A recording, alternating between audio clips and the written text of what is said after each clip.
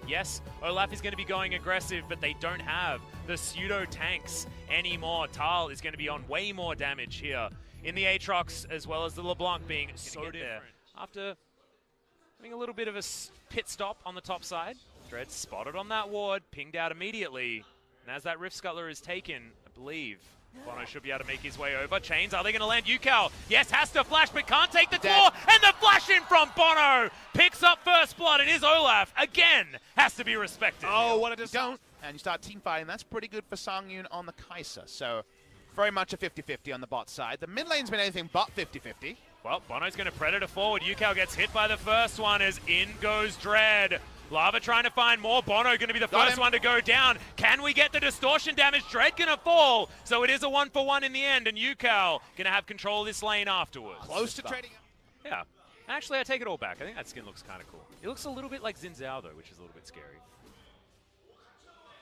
Well, we're going to see it up and close very soon because we're looking for a turret dive. Yep, World Ender going to come in. Tal just going to try and tank up this turret for as long as possible, and there it is.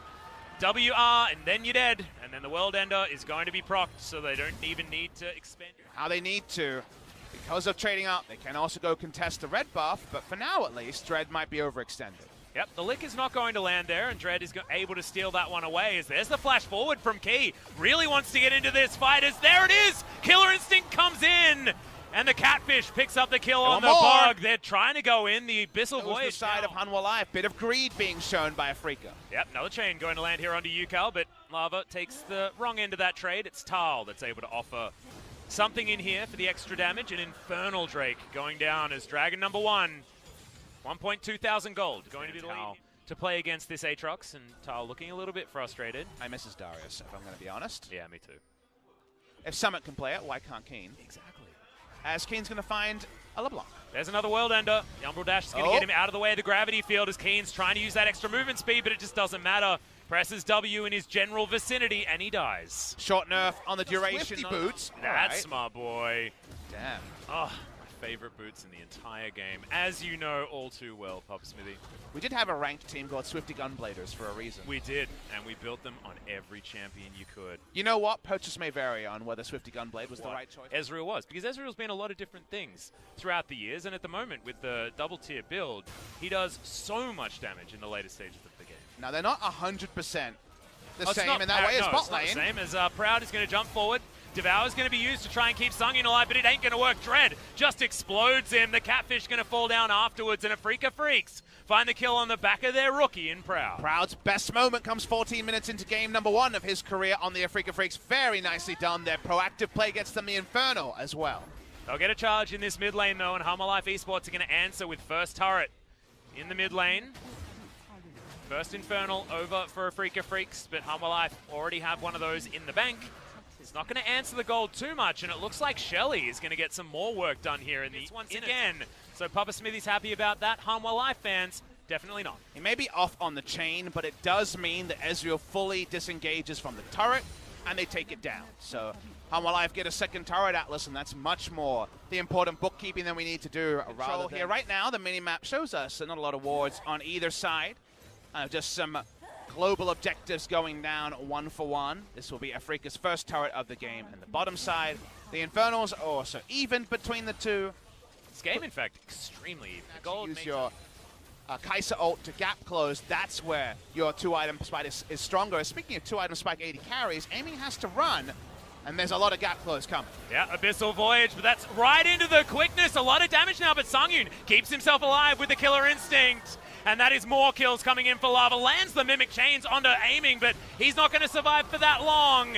As Lava jumps on top of him, Keen finds himself on the wrong side of the rift as Tal is chasing forward. Afrika He got him as well. He hit all three there. Mr. Lava. Lava popped off in that fight. The replay will confirm it. Songyun's hunting for Victor. Wow, I thought that would have hit. That's sort of like, feels like the visual bug should have been there, but Songyun's still going to be awarded the kill on the Victor. It feels like way up the tier list as well. I just don't know how we're even talking about these two players as being in this particular position, because Lava honestly felt like he was standing. I know what you're trying to say, but yeah, just the starting position for Bono. Yeah, I know. It's out of control. Makes absolutely no sense. Most likely secured from Hanwha Life, given their vision control advantage. But what I wanted to talk about was the MVP. The MVP points that have gone to Humble Life have so far been Lava, Bono, and Tal. And they've still been playing around Sangyun. In their first series, it was Tal and Bono that picked up the MVPs. When you've got the Undertow available, when you got the chains that are magnetic from Lava. And Humble Life can do whatever they want, because that's the reason why I was so zoomed in on, all right, UCal and Dread, you need to outplay the 2v2 mid-jungle. Hold the point, as Keen's getting collapsed on again. Yeah, he ain't going to be outplaying this one, I don't think. Does have himself the Chaos Storm, but that is not enough Chaos, and even the buffed up True Shot Barrage will not deter them from taking down this turret. Again, the reason why I needed a Freak of Freaks to get a meaningful lead early to mid is how do they do things right now as Rakan will slow. Is that a Freaka can't do much. The Lissandra isn't going to be going for any flanks. The Aatrox is just getting so much help to shut down Keen. On the side lane, they don't have initiation outside of Rakan, but they have nothing to follow up on with that. Victor and Rakan couldn't be more different champions. Rakan's going way in. Victor's like... going over to give Humble Life Esports a hug. Death Ray does come in. Bit of damage. I don't think Humble Life need the hugs just yet. Nope, but Keen, he might, because he is almost dead. Sangyun, if he didn't want to take down that turret, could have potentially tried. It yet, but, you know? He was Lord of the Rings, and then he built the full novel. What book did he buy? Well, that was a confusing part, because he had the ring, and now he's got the book. I don't know, I feel like that's going backwards. So I confused myself, I'm not going to lie. Maybe it's being that the League of Legends guy. You don't need to be into other stuff. Wants to confirm his prestige. Prestiging in League of Legends different to Call of Duty. Wait, I thought you were a franchise man. What? Wait, what's Call of Duty? That Call of Duty, yes. Well, you have leveled up, Papa. Thank you, I've prestiged. You have prestige super hard, much like Tal. Oh, speaking of Tal. Yep, he's going to dive into the back line, wants to use that World Ender for the speed, and does so. Aiming has to flash to get the hell out of there, but Lava says that you're dead, and he is! The kill's going to go over to Tal's, prestiging once again as Sangyun dives into the backline. UCal wonders what the hell went wrong. And I'll give you the list, mate, because it is getting to be very long. Humble Life Esports now looking for even more as they ping the Baron. The even more represents the Baron. Tal found backline access as a Aatrox, who spent the entire game whacking away on turrets and getting ganks for him. He returns the favor. Goodbye, Baron. It's even Tal's. As they back away, the gold lead is now out of order officially. Which is so much about doing it as a team and it not being the sum of the names, but rather the sum of your practice and how on the ball you are. Humble Life are really on the ball. As the poke starts and the siege split push does as well. And what we've been talking about when we talk about a Freak of Freaks being strong is, I might need to hold this thought for a moment. Key, Devour now on cooldown, flashes immediately after spitting Sangyun out. He has to flash now as well, Grand Entrance on top of the Catfish, and he's being given up for the Ghost as the rest of the map is being torn to shreds. Keen wondering where the hell his team has gone. Well, he knows the Kench may be benched, but everybody else taking turrets, taking inhibitors, 2 inhibitors down. 1 to defend in mid. Oh, Tal is just moving so damn fast. Tries to jump on top of that. Atlas, you know that very well. And I butchered the Lord of the Rings one, so I feel like we can just go ham at this point. Well, Freak of Freaks in danger of butchering this series. 0-2 is about as butchered as it comes. Yep. Fnatic managed better, but we won't talk about that. Yeah, let's not talk about that one. Humble Life Esports pushing through mid. 0-2 in a best-of-1 scenario is really impressive. Now, another level. Yeah, I'm very proud.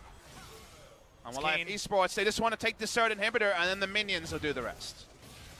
This one's going to go down, Tal. Once again, looking for that sweet play, but doing it with full vision available. UCal going for the last desperation play. It didn't work out for Kingzone. Can it work out now for Humble Life? No! The first kill going to go over. Dread is going to fall down, but now Lava has all those pages torn out of his book. He's upset about that, but the rest of his team there for revenge. The knockups are now landing for Tal. Chaos Storm comes in. World Ender should keep Tal alive, but it doesn't even need to because the Nexus is being taken down, and Humble Life Esports get the 2-0 over a Freak of Freaks. The hopes are no longer alive for a Freak of Freaks ending week 1 of the LCK with a single match win, and we get it confirmed that all those names count for so little in LCK Spring 2019.